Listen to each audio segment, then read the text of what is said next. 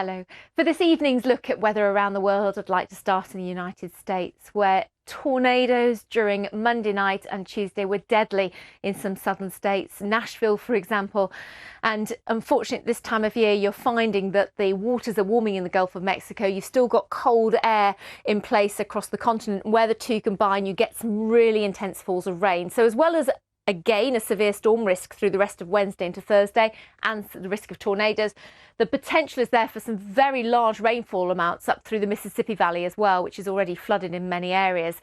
Further north of that, you've still got that cold air, so this Alberta clipper will bring about 6 inches of snow to the Great Lakes. So it remains really quite disturbed weather, as you can see, and further west where it's been dry for much of the month of February in California. We may see a little bit of rain to end this week, but there's that rain for Jackson and for Tallahassee further south. Really intense falls of rain, as we're seeing through Ecuador, a risk of flooding here, and we've had flash flooding and landslides in Rio, and the rest of eastern Brazil has been so wet of late, and still that rain is evident here, perhaps a little further north of Rio for the coming few days, but nevertheless the risk remains.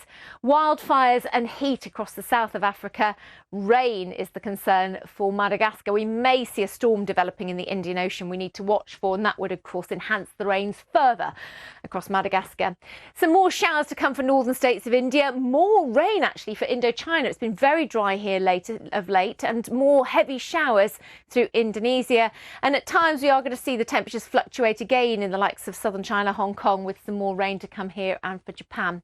Now this massive cloud is the remains of a cyclone as well, Esther.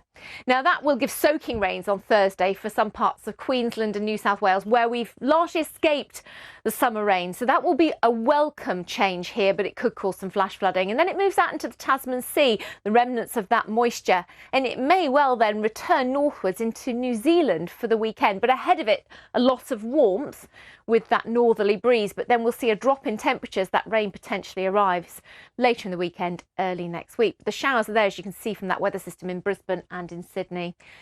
Remains mild across the eastern side of Europe, so western parts of Russia, but more wet and windy weather is affecting the western side of Europe. Once again, it's been a very wet February. It was a very mild January, and we've got more rain to come here, more snow for the Alps, so again increased avalanche risk, so we need to concern ourselves with that, and some fairly strong winds. As for the UK, there'll be more on that in the next half an hour, but it does look set to stay rather unsettled. But from me, good evening.